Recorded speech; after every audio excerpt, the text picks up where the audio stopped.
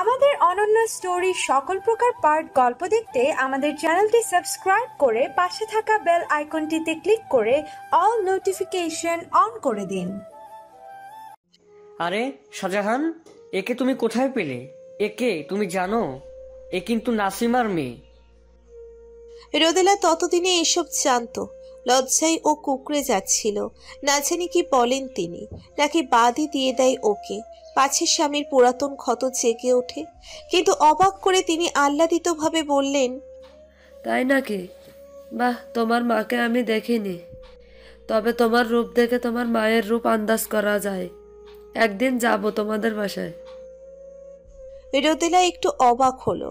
চিন্তা করতে থাকলো শাহনাজের জায়গায় নাসিমা থাকলে কি হতো এতক্ষণে। শেষে তার ছেলেকে রোদেলা অনেক দিন পড়ালো, সেই হাতে খড়ি থেকে 6 পর্যন্ত। এতদিন যাওয়া আসায় খুব ভালো সম্পর্ক হয় তাদের সাথে, ঠিক যেন সেকেন্ড হোম। তিনি ভালো মন্দ রান্না করলে রোদেলাকে খাওয়ায়। রোদেলা পড়াশোনার খোঁজ খবর রাখেন। ঈদ, মেলা, কোনো দিবস উপলক্ষে চুরি ফিতা কিনতে আলাদা করে টাকা দেন বেতনের সাথে। রোদেলাও নিজের সবটুকু ধৈর্য নিয়ে পড়িয়েছে তার মহাফাজিলার দুষ্টু ছেলেকে।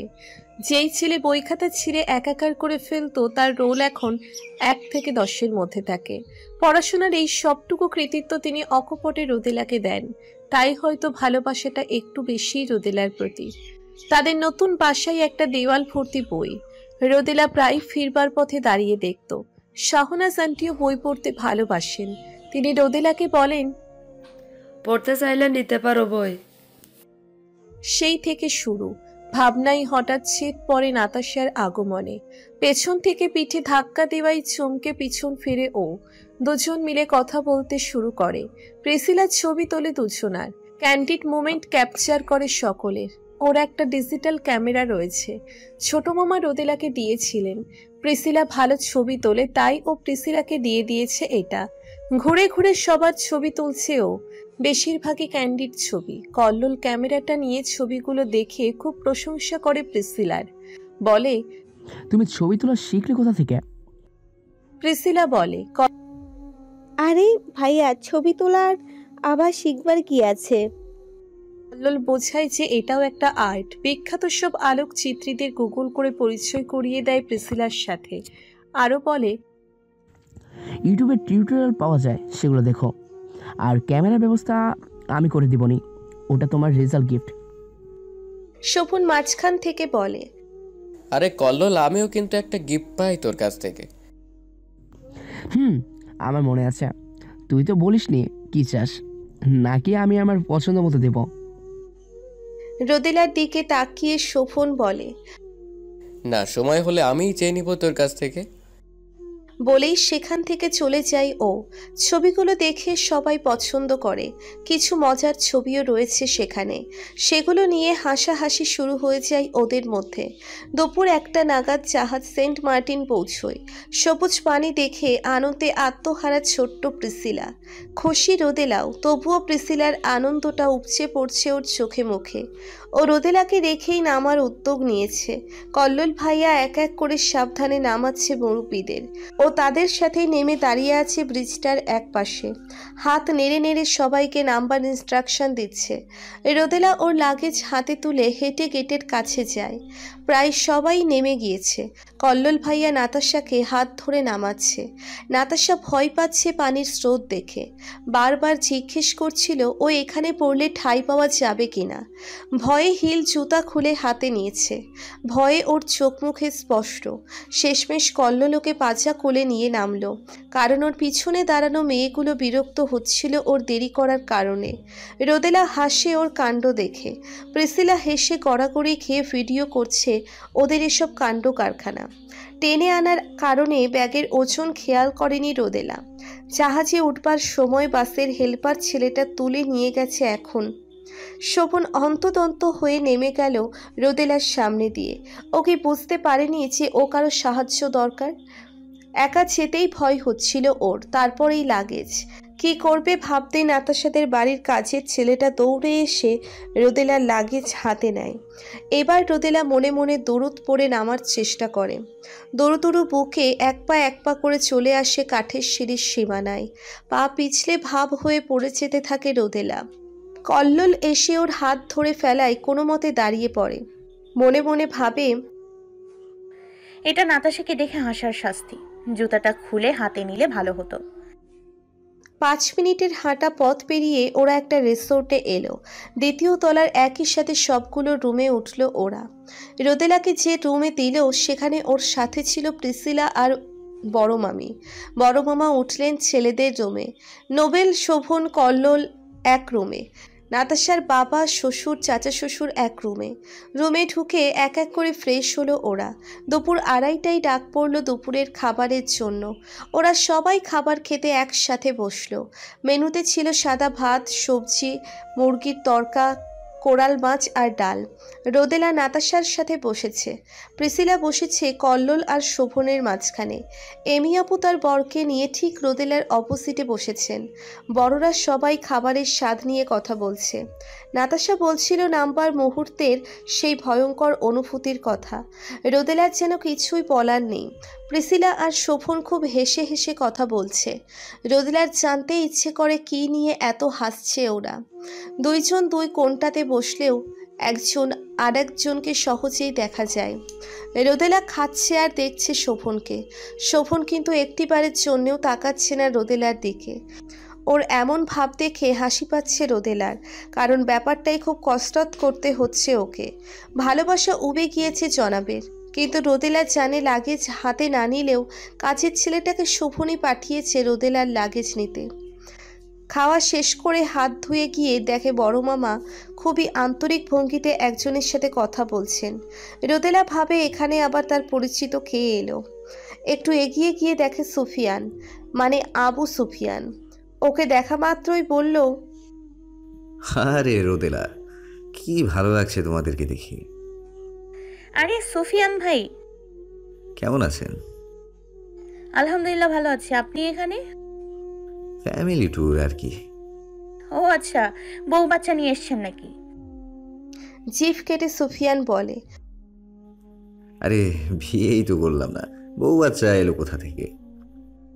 বড় মামা এবার জিজ্ঞেস করলো, তো কাদের নিয়ে আসছো? সুফিয়ান তাদেরকে সাথে করে পেছনের টেবিলে নিয়ে গিয়ে পরিচয় করিয়ে দিল তার পরিবারের সাথে। মা, ছোট ভাই আর বোন।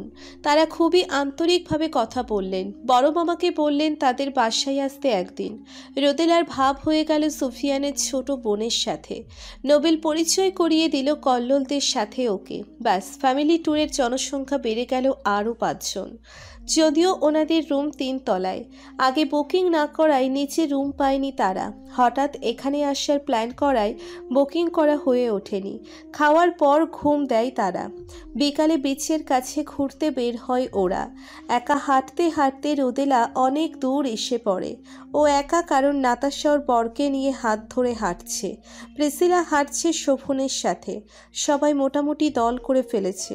ও হয়ে গেছে দলছুট। একটা জায়গা দেখে সেখানে বসেও দুহাত পেছনে ভর দিয়ে শরীর এলিয়ে দেয় সেই হাতে। মন ভরে দেখে প্রকৃতির এই অপরূপ সৃষ্টিকে। মনে মনে ভাবে, একা থাকা তেমনও মন্দ না। এরই মধ্যে সুফিয়ান ডাব হাতে কোথা থেকে এসে হাজির হলো ওর সামনে। রোদেলা হাতের ভর ছেড়ে সোজা হয়ে বসল।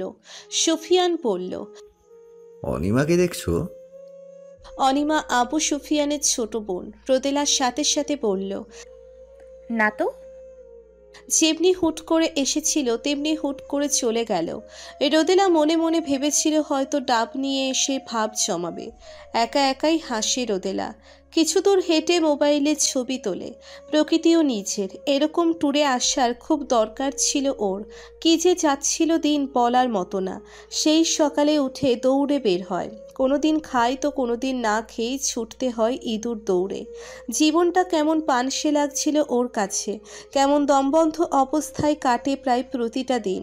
ওর বয়সী অন্য সবাই যখন চুরি ফিতা আর দুল ম্যাচিংয়ে ব্যস্ত, রোদেলা তখন খাবার অন্বেষণ করে নিজের পরিবারের জন্য। সেক্ষেত্রে এই 2-3 দিনের আনন্দের চার্জ দিয়ে পুরোটা বছর উল্লাসে চলে যাবে। সুন্দর সুন্দর স্মৃতিগুলো আউড়ে খুব ভালো থাকা যাবে এই যান্ত্রিক জীবনের সুখের উপকরণগুলো যতক্ষণ আমরা আমাদের সামর্থ্যের মধ্যে রাখতে পারি ততক্ষণই আমরা সুখে থাকাটাকে আমরা যখন আমাদের সামর্থ্যের চেয়ে বেশি প্রত্যাশা করি তখন আমরা অসুখী হই। সুখে থাকাটা সম্পূর্ণ নিজের কাছেই থাকে বলে দৃঢ় বিশ্বাস করে ও। কৃতজ্ঞ থাকলে দুনিয়ার কারো সাধ্য নেই তার জীবনকে অসুখী করার। রোদেলা চোখ বন্ধ করে কৃতজ্ঞতা জ্ঞাপন করে ঈশ্বরের প্রতি, পৃথিবীর এত সুন্দর একটা জায়গা ওকে দেখার সুযোগ করে দেবার জন্য। এমন সময় ফোন আসে নাতাশার। ওরা নাকি ফিশ ফ্রাই অর্ডার করেছে।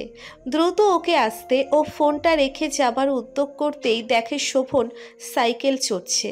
খুব দ্রুত ওকে পাস করে চলে গেল সাইকেলটা। রোদেলা হাসে, মনে মনে বলে, এত সোজা রোদেলাকে কষ্ট দেয়া। এমনি সময় অনিমা এসে হাজির। কোরাল কিনেছে। ও রোদেলাকে সাধে একটা কোরাল দিতে চায় না, তবু জোর করে দেয় অনিমা। বলে, অনিমা বলল তোমার উদ্দেশ্যেই কেনা হয়েছে, না নিলে কষ্ট পাবো। ছোট মেয়ে, দুনিয়ার সবকিছু ওদের চোখে এখন সুন্দর। এক টুকরো পাথরও ওদের চোখে সুন্দর কিছু। পৃথিবীর কলুষতা যত ছুবে ততই পৃথিবীকে দেখার চোখ বদলে যাবে। একটু হাঁটতেই সুফিয়ান চোখ দেয় ওদের সাথে। অনিমা বলে, ভাই আমাদের একসাথে ছবি তুলে দাও না। অনিমার সাথে বেশ কিছু ছবি তোলে রোদেলাও বেশ কিছু ছবি তুলে দেয় ওদের ভাই বোনের। এমন সময় নোবেল আর শোভন আসে এদিকটাতে। হয়তো রোদেলাকে ডাকতে এসেছে, কিন্তু শোভন কিছু না বলেই হাঁটতে থাকে। নোবেল রেগে বলে, আবার তোকে নাকি ফোন করেছে নাতাশা, তুই এখনো এখানে? বড় ভাই মামা সবার জন্য ফিশ ফ্রাই অর্ডার করছে, চল। আর ভাই আপনারাও চলেন, বড় মামা আপনাদেরকেও যেতে বলছেন। সুফিয়ান বলে, আরে না, মা আর রেজওয়ান তো রুমে, ওরা পরে খুঁজবে, তোমরা যাও। নোবেল জোর করে নিয়ে যায় সবাইকে। বলে, একটা ফোন করে তাদেরকেও আসতে বলুন। কি আর করা, সবাই মিলে গেল সেই দোকানটাতে ফিশ ফ্রাই খেতে। রোদেলার খুব ইচ্ছে ছিল কাঁকড়া খেতে, কিন্তু কাঁকড়া খাওয়া হারাম, তাই বলারও সাহস হয় না ওর। সেখান থেকে বের হতে হতে সন্ধ্যা হয়ে গেল। ওরা যেই রিসোর্টটাতে রয়েছে সেটা নিজস্ব একটা স্পেস আছে বিচ ভিউয়ের জন্য। রাতে যাতে কারো বিচে যেতে ইচ্ছে করলে অনেক ঘুরে যেতে না হয়, তাই এই ব্যবস্থা হয়তো। সেখানে বসে আড্ডা দিল সবাই। নাতাশা আর কল্লোলের বিয়ের পরের মিষ্টির কিছু মুহূর্ত শেয়ার করলো ওরা। রাতের খাবারের আগ পর্যন্ত চলল এই আড্ডা। ডিনারে ছিল ফিশ বারবিকিউ আর নান। ডিনারটা ছিল আবু সুফিয়ানের পক্ষ থেকে। খেতে বসে রোদেলা মনে মনে ভাবে, এতগুলো টাকা তোমার পানিতে গেল আবু সুফিয়ান, তোমার উদ্দেশ্য হাসিল হবে না মাই ডিয়ার। আবু সুফিয়ান ঘুরে ঘুরে সবাইকে খাবার তুলে দিচ্ছে, ড্রিঙ্ক সার্ভ করছে। রোদেলা ওর কাছে গিয়ে বলল, আরে খুব হয়েছে সার্ভ করা, এবার আপনি খেতে বসুন তো। বলেই ওর হাত থেকে মাছের ডিশটা নিয়ে নেয় রোদেলা। রাগী ভঙ্গিতে বসতে বলে ওকে। সুফিয়ানও বাধ্য ছেলের মতো খেতে বসে। রোদেলা নান আর ফিশ বারবিকিউয়ের পাতে তুলে দেয়। শোভন এসব দেখে ড্রিঙ্কসের ক্যান হাতে করে উঠে পড়ে। রোদেলা মুচকি হেসে বলে, বারবার ঘুঘু তুমি খেয়ে যাও ধান, দাঁড়াও তোমাকে সাহায্য করার রাস্তা খুঁজে পেয়েছি। বড়রা রাতের খাবার খেয়ে রুমে চলে যায়। লেট নাইট আড্ডা তাদের পোষাবে না, তার উপর গত রাতের জার্নি। বাকি সবাই এসে বলল সেই বিচ পারে। সাদা চাদর নিয়ে এলো এমি আপু। কিছু চিপস আর সফট ড্রিঙ্কসও আনা হলো। কাজের ছেলেটাকে সবার সামনে ধমকাধমকি করছেন তিনি। কেন এমন করছেন স্পষ্ট বোঝা যাচ্ছে না। কল্লোল তাকে বলল, কিরে, তোর বরের সাথে কোনো ঝামেলা হয়েছে নাকি? মেজাজ এত গরম কেন? ও বলল, ধুর, কি যে বলিস ভাইয়া। তিনি সম্ভবত উটকো মানুষগুলোকে পছন্দ করছেন না। এটা তাদের পারিবারিক ট্যুর ছিল, কিছু উটকো মানুষ এসে জুটেছে। এটাই হয়তো এই রুক্ষ মেজাজের কারণ। বিশেষ করে সুফিয়ানদেরকে তার তেমন পছন্দ হচ্ছে না। দায়ে পড়ে খাবারটা কোনো মতে খেয়েছে তারা। বিচে আড্ডা দেবার বেশ কিছু সময় পর কল্লোল সুফিয়ানকে ফোন দিয়ে আসতে বলল। যতই হোক শ্বশুরবাড়ির পরিচিত লোক, আলাদা খাতির তো করাই লাগে। তার উপর এতগুলো লোককে তিনি ডিনার করালেন। চক্ষু লজ্জা বলে যে ব্যাপার সেটা তো আছে। সুফিয়ান আর ওর ভাই রেজওয়ান এসেছেন প্রায় আধা ঘন্টা পরে। নাতাশা অনিমার কথা জিজ্ঞেস করতেই তিনি বললেন, অনিমা, ও তো এই জগতে নাই, ও ঘুমে বেহুশ। তার কথা বলার ধরন দেখে সবাই হেসে দিল। তাকে চেনা বড় দায়। মাঝে মাঝে মনে হয় তিনি খুবই সরল এবং মজার মানুষ। আবার মাঝে মাঝে কথার গাম্ভীর্যে যে কেউ চিন্তা করতে বাধ্য হবে, এই মানুষটাই কি সেই মানুষ যে মজা করেছিল একটু আগে? নোবেল ওর গিটার নিয়ে এসেছে, গান গাইছে সবাই মিলে। একটার পর একটা গান হচ্ছে। রাত প্রায় 1:30টার মতো বেজে গেল। সুফিয়ান ওঠে, একটু আসছি বলে কোথাও একটা গেল। নোবেল বলল,